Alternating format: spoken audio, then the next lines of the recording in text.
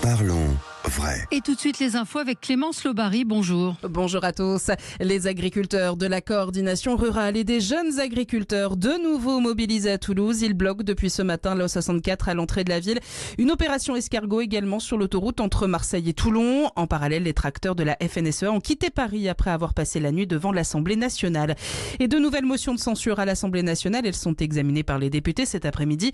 Des motions déposées par la France Insoumise et le Rassemblement national pour dénoncer le positionnement de la France sur le traité de libre-échange avec le Mercosur, un accord largement dénoncé par le secteur agricole.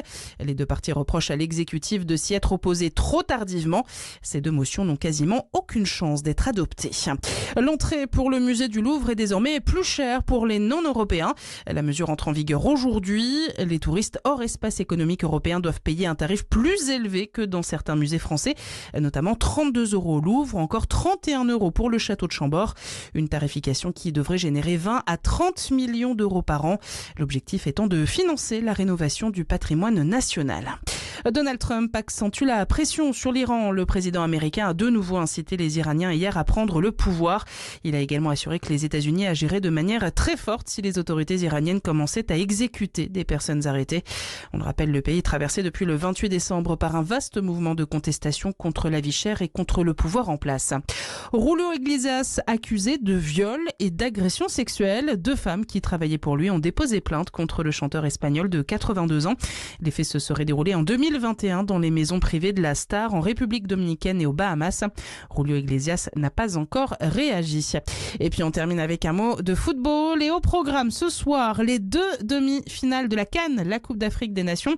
Le Sénégal est opposé à l'Égypte à 18h. Et puis le Maroc affrontera le Nigeria. C'est une rencontre à suivre ce soir à partir de 21h. Excellente matinée à tous. Sud Radio, le 10h midi, mettez-vous d'accord, Valérie Expert. Bonjour à toutes et à tous, heureuse de vous retrouver pour ces 2 heures d'infos. Bonjour Gilles Gansman. Bonjour Valérie. On va voir le zapping avec vous tout à l'heure. Vous allez à 10h30. Réagir les débatteurs et Félix Mathieu pour c'est quoi le problème.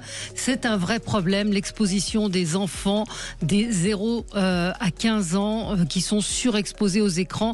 Et je voulais qu'on s'intéresse aux tout petits, véritable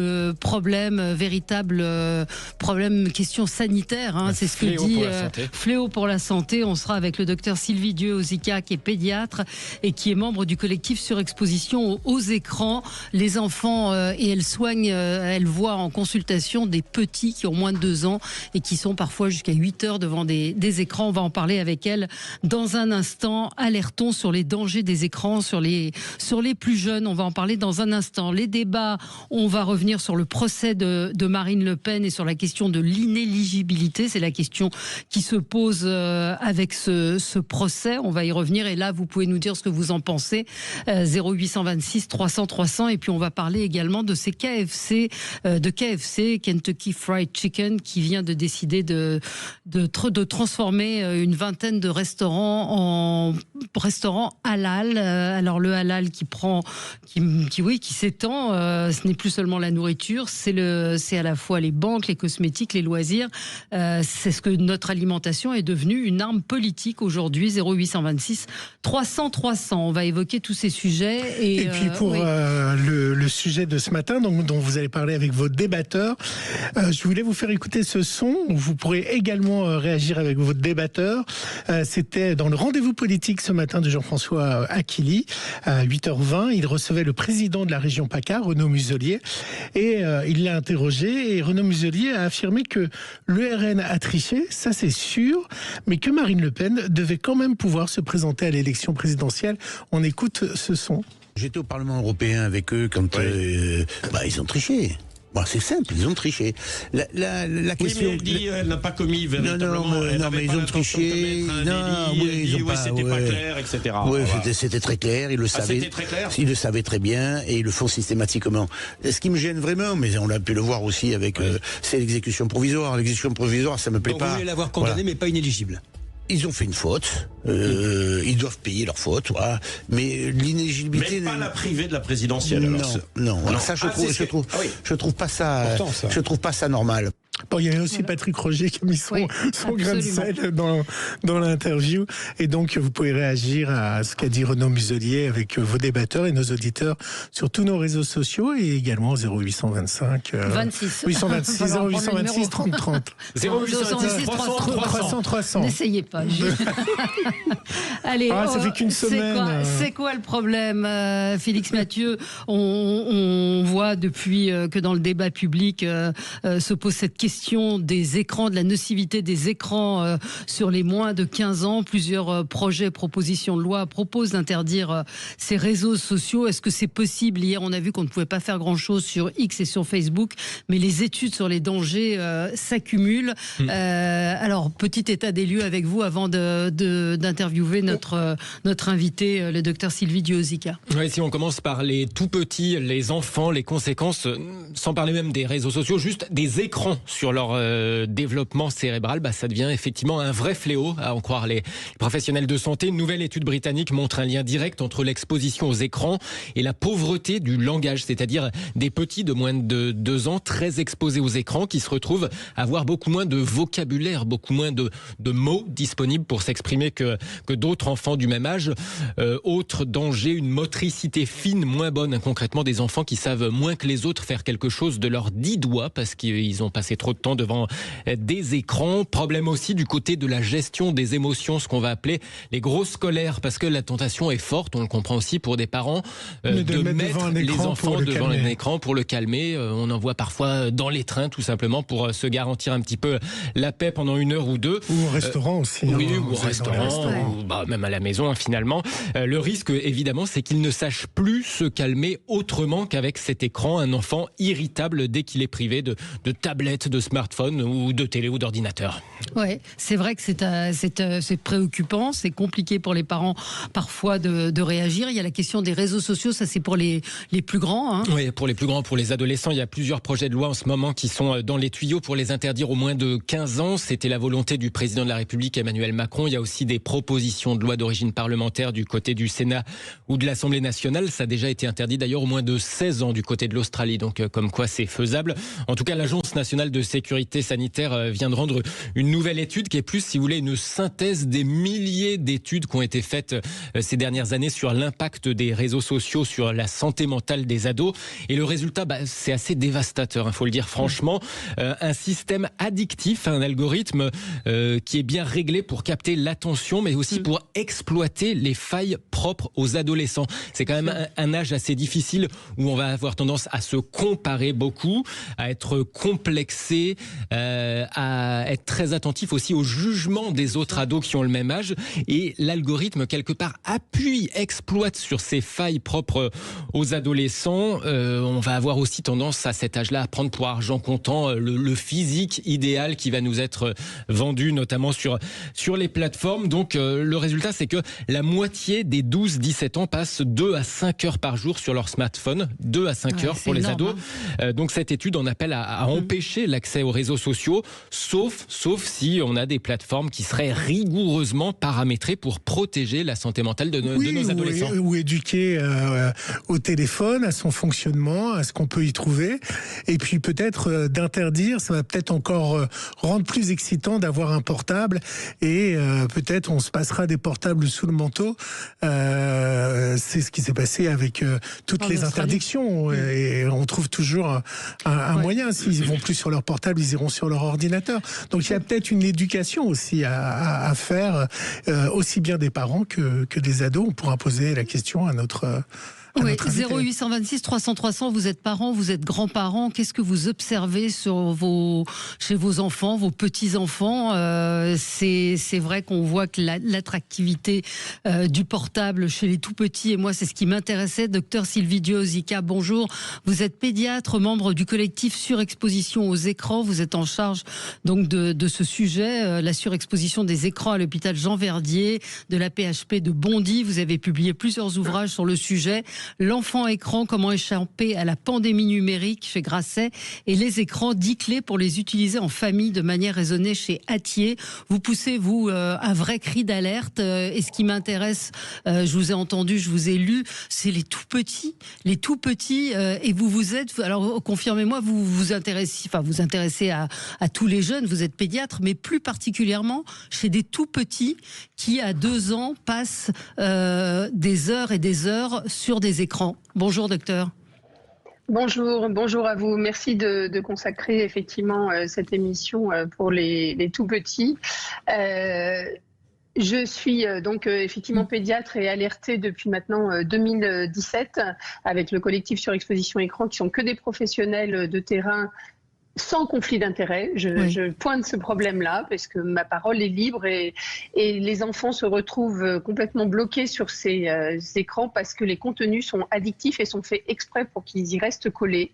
Les parents se retrouvent eux-mêmes, évidemment vous avez parlé des réseaux sociaux et autres, et ben ça concerne les parents, et ils se retrouvent eux-mêmes scotchés et on va dire souvent, on peut le dire assez facilement, sont des mauvais parents. Non, pour l'instant on ne va pas parler de mauvais parents, on va parler de parents non informés, suffisamment précocement et suffisamment intensément sur les risques. Il faut savoir que les professionnels de santé ne sont pas du tout formés à la problématique des écrans et ne peuvent pas, pour l'instant, donner des informations suffisamment claires. Mais vous pensez vraiment que c'est une question d'information parce que est-ce que l'écran n'est pas plus fort finalement que les parents? Je vois autour de moi des jeunes femmes qui ont eu des enfants en disant mais jamais les écrans, et puis finalement, bah oui, ils se rendent compte qu'ils se font avoir. Donc ils sont informés, mais quelque part... Et les enfants sont demandeurs aussi, donc c'est compliqué de résister. Alors, bien sûr, il y a plusieurs éléments. Déjà, c'est important pour les grands-parents, par exemple, qui nous écoutent, de bien savoir que les contenus proposés actuellement ne sont plus du tout les mêmes qu'il y a quelques décennies. Pour dire les choses claires, moi, le mercredi, j'ai aussi passé du temps devant la télé, comme beaucoup d'autres personnes, mais ça avait un temps particulier, un début, un milieu, une fin. C'est plus du tout maintenant la même chose. À la fois, les contenus sont addictifs et sont faits exprès pour que les enfants ne lâchent pas, quel que soit leur âge, et les adultes aussi, les adolescents. Et à la fois, la permanence, le 24 heures sur 24, le 7 jours sur 7, fait une grosse différence. Et puis aussi, ces applications sont intelligentes, évidemment. Elles ont tout intérêt puisqu'il faut que le bébé soit un bon client. Je parle bien du bébé. Et donc, ils vous proposent des produits soi-disant pédagogiques, soi-disant éducatifs. Il faut bien que les parents comprennent qu'ils n'ont rien d'éducatif, rien de pédagogique et qu'avant 6 ans, avec un écran, on n'apprend rien. Par contre, on scotche son enfant dessus parce qu'il est saturé d'informations qui vont à toute vitesse et effectivement, il va être très calme. Mais il ne faut pas qu'ils pensent qu'ils vont apprendre quelque chose. Alors, on a un auditeur, puis on va continuer cette discussion. Romina qui illustre ce qu'on est en train de dire. Bonjour Romina. Oui, bonjour. Alors vous avez une fille, une petite fille, c'est ça, qui a 9 ans? Oui, c'est ça, 9 ans, oui. Et quel est son rapport aux écrans et comment est-ce que vous gérez? Je vais vous dire, c'est épouvantable. Moi, je suis complètement dépassée. Alors, effectivement, je m'en veux moi aussi parce que je me dis que moi, je suis infirmière libérale et je suis surexposée moi-même en fait au téléphone portable. C'est presque mon 5e membre parce que tout se fait par le biais des écrans. Donc, les cartes bancaires, les cartes vitales, les cartes de fidélité, enfin, tout est fait. On est hyper sollicité par les mails ou les WhatsApp. Et donc, on se détourne de nos enfants puisqu'ils nous noient toujours là-dessus et eux, ils réclament aussi une attention constante. Et ils cherchent à faire comme nous, en fait. Et ensuite, c'est vrai que ça les attire énormément. Il ne faut pas s'attacher une facilité. Quand on est occupé à quelque chose, de les mettre devant un écran, c'est quand même la facilité qu'on a tous. Mais par contre, si on se pense un petit peu là-dessus, parce que j'ai toujours un œil quand même sur ce qu'elle regarde. Et c'est vrai que les contenus sont générés aussi par des algorithmes. Et ça, franchement, ça nécessite une certaine attention. Parce que si on y regarde bien, ça peut toucher aussi des domaines comme l'égalité homme-femme, vous voyez, il y a certaines vidéos d'influenceurs qui peuvent renvoyer une certaine discrimination des hommes, une certaine distorsion du réel aussi, parce qu'elle me dit, mais maman, je l'ai vu, il l'a montré plusieurs fois, ça existe, donc il faut bien faire attention à ce qu'il regarde. Et puis, moi, je sais que ça m'inquiète beaucoup, et il y a un super article, j'avais acheté l'Audace qui a été lancé par Natacha Polony, et il y a un super article, alors ça peut même effrayer un peu, parce que les chefs de nerveux, c'est un article d'un qui est un neurochercheur qui dit que ça entraîne un frein cérébral sur les enfants et qu'on pourrait vraiment en arriver à avoir d'informer des enfants, à se retrouver avec un crétin digital à la maison. Il faut vraiment faire attention à tout ça. Alors on va en reparler. Je vois, docteur Sylvie Dieu-Ozika, ça vous fait réagir. On va en reparler dans un instant. 0826 300 300. On vous attend. On attend vos réactions. Évidemment, William sera en ligne avec nous. À tout de suite. Sud Radio. Sud Radio. Parlons vrai. Parlons vrai. Sud Radio. Parlons vrai. À tous ceux qui... Sud Radio, le 10h midi, mettez-vous d'accord, Valérie Expert. Nous parlons de la surexposition des enfants aux écrans. Nous sommes avec le docteur Sylvie Dieu-Ozika, pédiatre, membre du collectif Surexposition aux écrans. Vous alertez inlassablement sur cette surexposition des enfants. Vous êtes pédiatre à l'hôpital Jean Verdier de la PHP de Bondy. Vous avez publié plusieurs livres qui seront utiles ou qui sont utiles pour les parents. L'enfant écran, comment échapper à la pandémie numérique. Vous parlez de pandémie parce que c'est un fléau, c'est un problème de santé publique et les écrans, 10 clés pour les utiliser en famille de manière raisonnée chez Atier. Une question d'un auditeur qui demande s'il y a une durée d'écoute minimale acceptable. C'est-à-dire, y a-t-il une durée acceptable ou aucune pour des enfants ? Alors, pour les petits, encore une fois, ça n'a rien de pédagogique ni d'éducatif, ça n'apprend rien. Si on est en lien avec ses grands-parents, par exemple en FaceTime, comme on l'a fait pendant une période et qu'on le fait encore, il n'y a pas de problème. Il n'y a pas les algorithmes derrière. Donc, l'enfant de 2 ans et demi va lâcher l'écran parce qu'au bout d'un moment, il n'a plus rien à dire à sa grand-mère, si on peut dire. Si on va utiliser un dessin animé qui a un début, un milieu, une fin, qui va s'arrêter, qui est lent, comme un trotro, un petit ours brun, pour couper les ongles de son petit garçon ou natter ses cheveux, ça ne posera pas de problème parce que ça va durer 5 minutes, c'est sur les genoux du parent qui est engagé, qui est présent et qui fait des liens avec ce que regarde l'enfant. Regarde Choupi, il est en train de faire ceci, cela. D'accord ? Donc la réponse est selon le contexte, selon le contenu et évidemment le moins possible, encore une fois, avant 6 ans, on apprend dans le regard et la présence de l'autre adulte. Moi, j'avais une question, docteur. Ça fait 2 fois que vous dites que c'est pas éducatif. Moi, j'étais dans un train et il y avait je pense qu'il avait 4-5 ans et sa maman était très fière parce qu'il arrivait à faire des puzzles et elle disait à son mari, qu'est-ce qu'il est vif, mon enfant. Et il lui donnait un puzzle sur une tablette, j'imagine. Oui, un puzzle sur une tablette. Après, il fallait montrer différentes choses sur un cheval. Il y a plein de jeux éducatifs qui sont proposés. Et donc, est-ce qu'on peut pas dire que... Oui, mais est-ce que ça ne rend pas plus vif ces enfants par rapport aux enfants d'il y a 10 ans, 15 ans? Est-ce qu'ils vont pas avoir... C'est un argument que je vous donne. C'est pour ça que je cherche comme vous avez dit 2 fois, c'est pas du tout éducatif et jusqu'à 5-6 ans, ça apprend rien. Les parents se font piéger par cette notion-là. Après 6 ans, on peut discuter. Il faut savoir que le temps que vous allez passer à apprendre quelque chose sur l'écran va être beaucoup plus important que si vous l'apprenez avec quelqu'un à côté de vous. Pour donner des chiffres, pour que ce soit clair, vous allez mettre 3 heures d'écran et vous allez apprendre 3 nouveaux mots dans une langue, par exemple. Vous allez passer 3 heures avec une personne en direct sur un livre, sur des jeux, et vous allez apprendre 100 mots. Enfin, voilà, le temps qu'on va passer, bien sûr, va pouvoir vous permettre d'apprendre quelque chose, mais il est excessif par rapport au temps que vous auriez pu passer à faire autre chose. Et puis, il faut donner 2 notions, enfin, même plusieurs. Il y a un impact sur la vision, dont on ne parle pas suffisamment. Il y a un impact sur la motricité fine, vous l'avez dit tout à l'heure. Quand vous faites ça sur un écran, c'est rien du tout. Alors que quand vous prenez des cubes, ainsi de suite, vous avez la notion de 3e dimension qui est bien plus complexe, en fait, et qui impressionne beaucoup les parents. On a toujours cette fascination d'être impressionné de ce que va faire un enfant sur un écran. Mais en fait, c'est très, très simple. La 3e dimension est beaucoup plus compliquée pour un enfant de comprendre qu'une balle, ça roule pour de vrai, que des cubes, ça se met les uns sur les autres, ainsi de suite, c'est très différent. Et puis encore une fois, dernier point, c'est une activité sédentaire. Vous ne bougez pas du tout. Alors que quand vous êtes en train de marcher dans la rue, vous pouvez discuter avec votre parent et regarder l'arbre, et c'est tel arbre, et tel fruit, et tel... Enfin, voyez, c'est vraiment très très différent en termes d'impact sur le cerveau et sur les apprentissages. On a beaucoup de réactions, beaucoup de parents. Vous, dans une interview, vous dites qu'il n'y a que 15% des parents qui respectent la recommandation de 0 écran avant 3 ans. 15% des parents. William, alors vous avez respecté cette recommandation ? Ah oui, dans les premières années de la vie de mon fils, bien évidemment. C'était quelque chose de déterminant. Et puis, maintenant, il a 12 ans. Donc, en fait, ma réflexion au quotidien, elle est de me dire comment je peux utiliser ces outils d'écran mis à disposition et en faire un élément de confiance grandissante avec mon enfant plutôt qu'un élément de discorde, en fait. L'idée, c'est de trouver cet équilibre entre, en fait, pas diaboliser l'écran, parce qu'on serait sur un débat tous les jours avec nos enfants, mais plutôt se dire que c'est pas la solution, c'est sûrement pas la solution d'attendre, c'est sûrement pas la solution d'apprentissage. Là, je rejoins pleinement la professionnelle de santé là-dessus, mais moi, dans mon fonctionnement, je suis plutôt sur, essayer de partager avec lui, de comprendre aujourd'hui qu'est-ce qu'il regarde, qu'est-ce qui va l'attirer, et je fonctionne plutôt, alors je peux vous dire, au projet ou à l'action, c'est-à-dire que il me dit, je regarde une vidéo, je regarde un clip de musique, plutôt que d'être complètement sur le temps, et j'aime bien cette notion de se dire, il y a un début, il y a un milieu, il y a une fin. Aujourd'hui, tu vas utiliser un écran, mais qu'est-ce que tu vas faire et à quel moment ça va s'arrêter? On part pas en utilisant les écrans, juste pas passer le temps sans une donnée cadrée. Et un point important, j'avais fait ça quand il était plus petit. Nous, on sait ce que c'est, passer 20 minutes, 30 minutes, 1 heure sur quelque chose. Un enfant, il se rend pas forcément compte de la durée.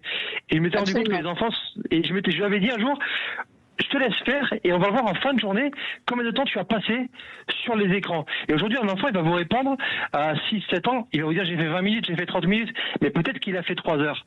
Et il a besoin que le parent le ramène sur du factuel en disant non, aujourd'hui, voilà, sans règles, sans cadre, tu as fait 3 heures sur un écran et concrètement, qu'est-ce que ça t'a apporté? Et bien au final, rien. Alors que peut-être sur ce fonctionnement à l'action, début, milieu, fin, tu auras fait quelque chose de concret, tu auras pris du plaisir, parce que ça existe, autant l'utiliser pour prendre un peu de plaisir, au moins que ce soit utile, et tu l'auras en plus pris aucun risque par rapport à ton développement. Donc vraiment factualiser, mais pour cela, il faut prendre un petit peu de temps quand même pour comprendre qu'est-ce qu'ils vont regarder. Il faut être disponible. Il faut être disponible, c'est ça. Mais vos enfants l'acceptent, votre fils l'accepte. C'est un papa engagé là. Oui, mais c'est une habitude. Quand on parle des parents qui vont donner on est au restaurant, on donne le téléphone à nos enfants parce qu'il y a 10 minutes à attendre. Mais si on le fait depuis petit, c'est un réflexe qu'ils vont prendre. Aujourd'hui, mon fils, il a 12 ans. Il ne demande pas le téléphone quand on attend au resto, parce qu'on a installé des petits jeux, des petites choses qui lui font passer le temps en s'amusant. Il a 12 ans et il me demande encore les activités qu'on faisait quand il avait 5-6 ans, rien, des petits jeux, des petites questions, des petits trucs d'observation. Mais ça devient une routine. Il y a eu des générations d'enfants qui ont grandi en prenant un bouquin et ça n'a pas fait des tarés. Est-ce que vous avez pris conscience très tôt de l'impact et de faire ce qu'il faut? Ça s'apprend très tôt, c'est comme le bien manger, voilà, il faut très tôt parler des écrans. Moi j'en parle dès la première visite, des 15 jours de vie, donc c'est dire des 15 jours de vie. Ah oui, effectivement. Oui. Plus les parents seront informés très tôt, notamment même en maternité, moi je plaide pour ça, et plus ils sauront à quelle sauce on est mangé, les enfants et les parents. Il faut leur parler, par exemple, vous parliez de votre enfant de 12 ans, il faut lui parler des principes de la captologie, les systèmes qui sont mis en place. La captologie, c'est le persuasive design, c'est Monsieur Fogg, il y a 20 ans aux États-Unis, à Silicon Valley, qui a mis en place un système pour que nous ne lâchions pas nos écrans. Vous, moi, nous sommes tous pris par ces algorithmes et ces systèmes qui font que nous ne lâchons pas. Ça s'appelle l'économie de l'attention. Et on peut s'en désintoxiquer ? C'est ce que vous faites ? Si on est informé déjà, c'est la première chose, il faut être informé, il faut protéger et en même temps interdire. Tout à l'heure, on parlait de la notion d'interdiction. Je suis désolée, on interdit l'alcool, le tabac, on protège les enfants qui sont vulnérables par nature. Le tout petit, il faut se décider à interdire et il faut se décider à interdire les produits potentiellement dangereux comme on le fait pour la drogue ou autre. Les réseaux sociaux actuels, comme ils sont dangereux pour la santé mentale et physique de nos enfants et de nos adolescents. Alors, on a Stéphanie qui voulait réagir également. Stéphanie, bonjour. Bonjour. Oui, bonjour. Bonjour. Alors, racontez-nous, vous avez 2 garçons, 16 ans et 23 ans. Alors, quel a été votre comportement vis-à-vis des écrans ? Alors moi, je suis pas un très bon exemple, et justement, c'est pour ça qu'aujourd'hui, je voudrais témoigner, et je rejoins William et le docteur sur tout ce qu'ils ont dit. En effet, j'ai commencé à acheter des écrans très jeunes. Mon grand a eu les Nintendo DS, la D1, la D2, la D3, enfin vous savez, tout cet attirail qu'on achète dans les grandes enseignes. Et dès 3 ans, je dirais, il a été sur écran. Au final, ça a créé un enfant très renfermé. Aujourd'hui, il a 23 ans, donc il est dans sa chambre, il sortait pas beaucoup, il sort très peu. Il a fait une tentative de suicide il y a peu de temps. Par chance, il n'a rien eu lors de cette tentative. Donc ça peut aller très loin. Moi, je suis pas là pour faire donneur de leçons, etc. Je suis c'est le constat. Pour les interdictions. Exactement, c'est un constat, absolument. Donc vous estimez que les écrans ont eu un impact néfaste, des effets néfastes sur vos enfants. Alors comme tout, à part la drogue, alors je ne suis pas jusqu'à comparer à la drogue, mais c'est vrai qu'il y a des addictions, ça on est d'accord, les enseignants le disent, problème de concentration, problème d'agressivité, hein. Il n'y a pas que des écrans de téléphone, il y a la PlayStation, les jeux, la conduite à risque, les capacités intellectuelles sont parfois impactées, les TOC. Mes enfants avaient des TOC, c'est-à-dire que quand ils partaient des fois chez leur papa, ils revenaient, ils jouaient autant chez lui que chez moi. Mon fils il clignait des yeux, mais en permanence. En permanence. Je lui dis mais pourquoi tu clignes des yeux? En fait, le cerveau n'est pas fait pour recevoir autant d'informations. Je suis pas médecin, je suis pas psychanalyste, mais en tout cas, oui, vous avez remarqué. Oui. On a une génération qui est très intelligente, contrairement à ce qu'on pourrait penser. Les écrans n'ont pas que du négatif. Le digital n'a pas que du négatif, mais comme tout, il faut l'utiliser à petite dose. Donc, tout ça pour dire nos enfants sont très intelligents, mais ils reçoivent une masse d'informations qui parfois sont des fake news, tout comme les adultes. Hein. Le modèle passe par le haut. Quand vous allez au restaurant, maintenant vous partez en vacances, vous voyez les gens, ils ne se parlent pas. Ils sont sur leur écran pendant tout le repas. Ils ont payé leurs vacances une fortune. Les filles, elles sont sur Instagram en train de se prendre en photo à la plage.